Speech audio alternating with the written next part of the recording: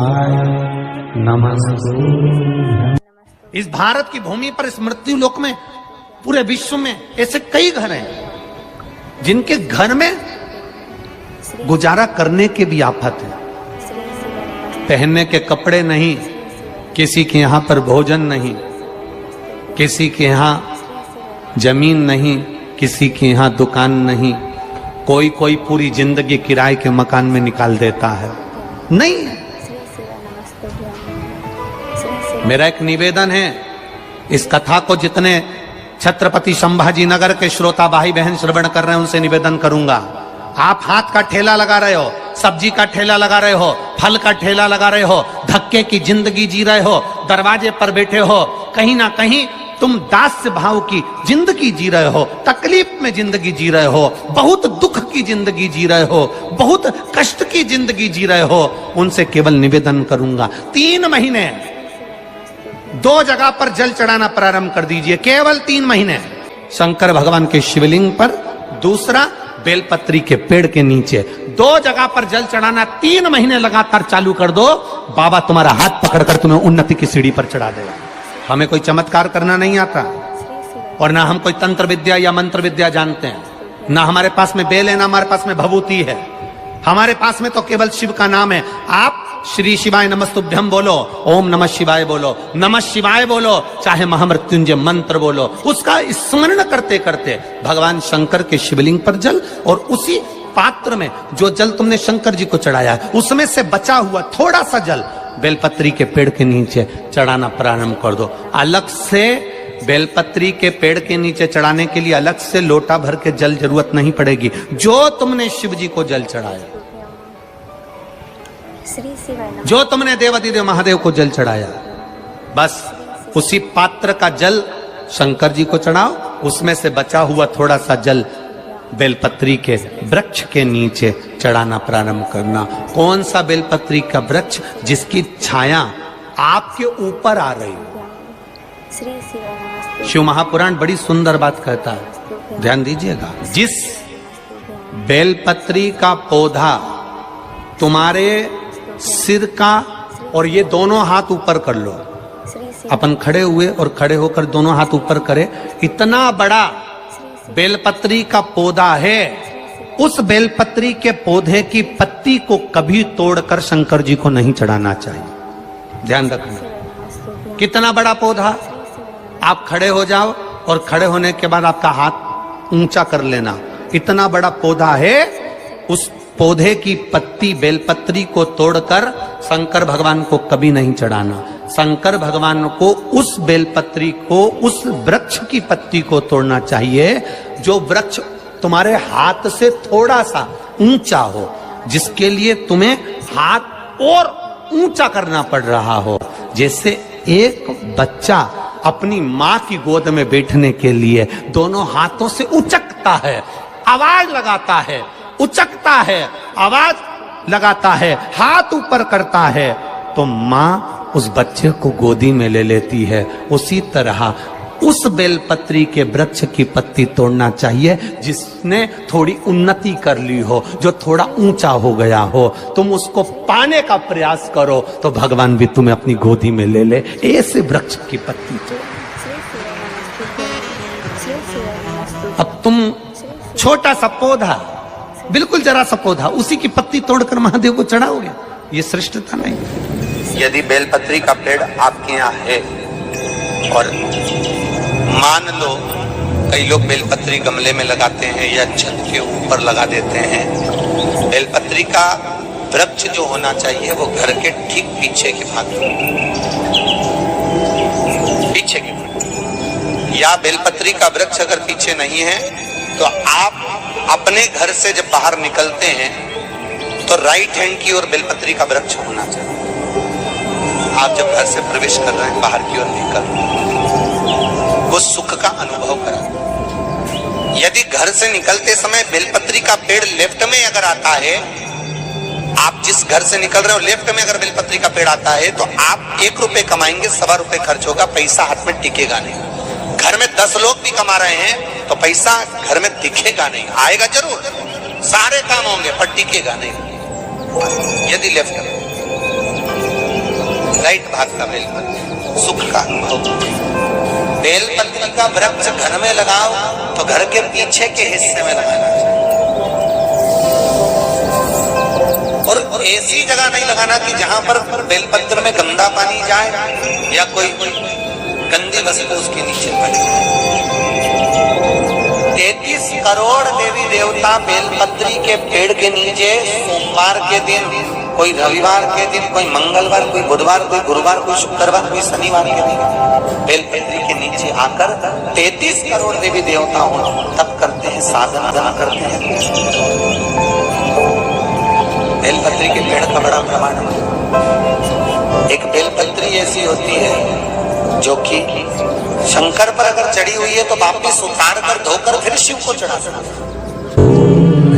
किसी व्यक्ति से कोई काम करवाना है, वो काम नहीं कर रहा, कोई फाइल आगे नहीं बढ़ रही है, कोई कार्य अटक रहा है, या फिर कहीं रुपया पैसा अटक गया हो, नहीं निकल रहा हो, तो एक जल के पात्र में जल भरकर 5 बेलपत्री शिव जी को समर्पित कर कुंदकेश्वर महादेव का नाम लेकर एक सफेद पुष्प बेलपत्री के ऊपर जो शिव जी को चढ़ाई है उस पर समर्पित कर जल जो लेकर गए हो, अपनी उस कामना को कर कि मेरा ये कार्य अटक रहा है, ये कार्य नहीं हो रहा, कुंदकेश्वर महादेव का नाम लेकर धीरे धीरे जल की धार चढ़ाइए। और एक बात हमेशा याद रखना, फिर निवेदन कर रहे हैं, अच्छे से समझ लेना, शंकर जी पर जब जल चढ़ता है, शिव जी का जब अभिषेक होता है, शंकर जी पर जब जल चढ़ाया जाता है, दूध चढ़ाओ, जल चढ़ाओ, कुछ भी चढ़ाओ, पर एक बात का स्मरण अपने जीवन में होना कि इतने ऊपर से मत चढ़ाना कि जल चढ़े और छींटे आपके ऊपर आ।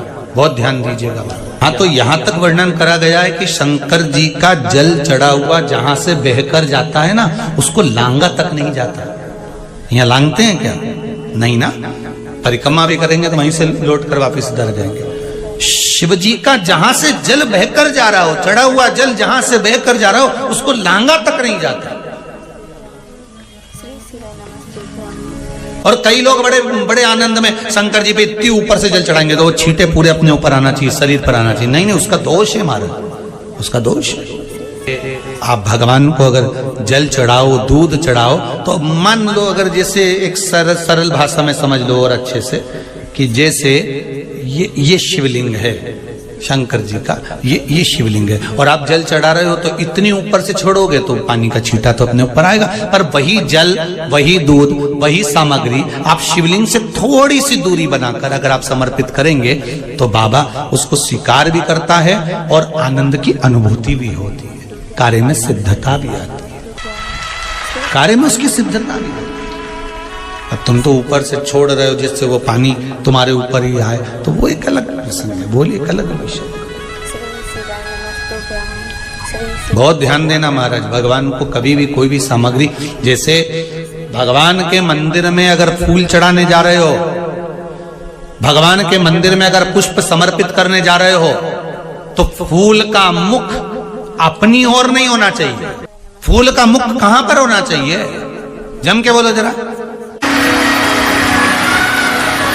कौन कहता है कि रुद्राक्ष के साथ तुलसी मत पहनो, तुलसी के साथ रुद्राक्ष मत पहनो? कौन सी पुराण में लिखा, कौन से शास्त्र में लिखा, कौन से वेद में लिखा, किस जगह पर लिखा, शिव महापुराण के कौन से अध्याय में लिखा, कौन से स्कंद पुराण में, लिंग पुराण में, नर्मदा पुराण में, कुर्म पुराण में, ब्रह्म वैवर्त पुराण में, नरसिंह पुराण में, नारद पुराण में, कौन से पुराण में लिखा कि तुलसी की माला के साथ रुद्राक्ष नहीं होना चाहिए, रुद्राक्ष के साथ तुलसी नहीं होना चाहिए? कहां लिखा है?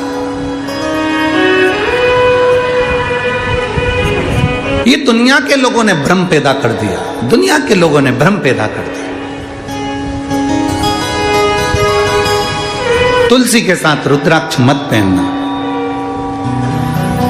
रुद्राक्ष के साथ तुलसी मत पहनना।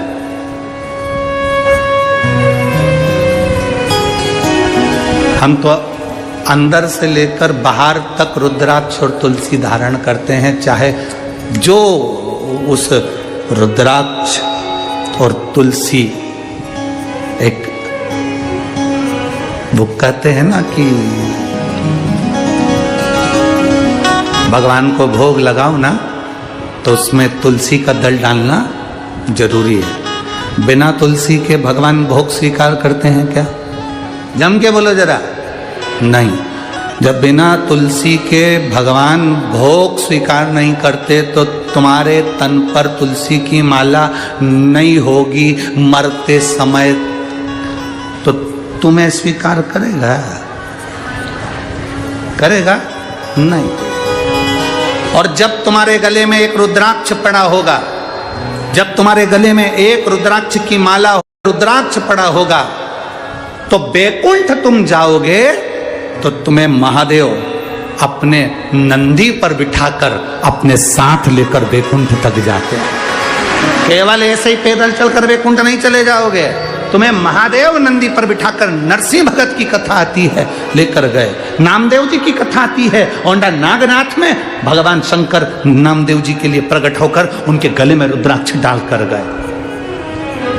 पंडरनाथ की कथा आती है, जब देवाधिदेव महादेव मिलने के लिए हरि विठ्ठल से आए तो भगवान शंकर ने देखा, भगवान नारायण ने देखा, हरि विठ्ठल ने देखा, पहला वार करी,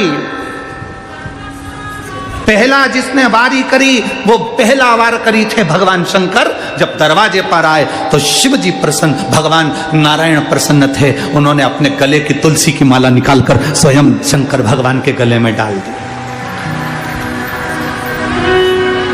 तुम में भेद, हम में भेद, संसार में भेद हो सकता है, पर परमात्मा में कभी भेद नहीं हो सकता। ये तो दुनिया के लोगों ने अपने अपने एक स्त्रोत बना रखे हैं। राम जी, शंकर जी के मंदिर मत जाना, शंकर जी का प्रसाद मत खाना, शंकर जी के मंदिर में जल मत चढ़ाना, शंकर जी को स्त्री स्पर्श नहीं करे। अगर शंकर जी को स्त्री स्पर्श नहीं करे तो पार्वती क्यों शिव जी की पूजन करे?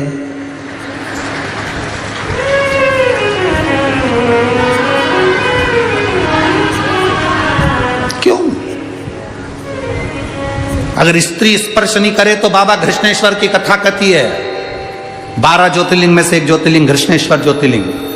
सुधर्म नाम के ब्राह्मण की 2 धर्म पत्नियां थी, सुदेहा और घूष्मा। घूष्मा के गर्भ से बच्चा हुआ, उसने सुदेहा को दे दिया अपने पति के कहने पर। सुदेहा ने उस बच्चे को बड़ा करा, पाल पोस के बड़ा कर उसकी शादी कर दी, उसकी बहू आ गई। बहू को मालूम पड़ा कि मेरी असली सास तो घूष्मा है। सुदेहा को पूछना बंद कर दिया। सुदेहा को क्रोध आ गया, उसने अपने बेटे के टुकड़े टुकड़े कर दिए, ले जाकर तालाब में पटक दिए। घोषमा का नियम था, शंकर भगवान के शिवलिंग की पूजन करती थी और पूजन कर कर उसका विसर्जन करती थी।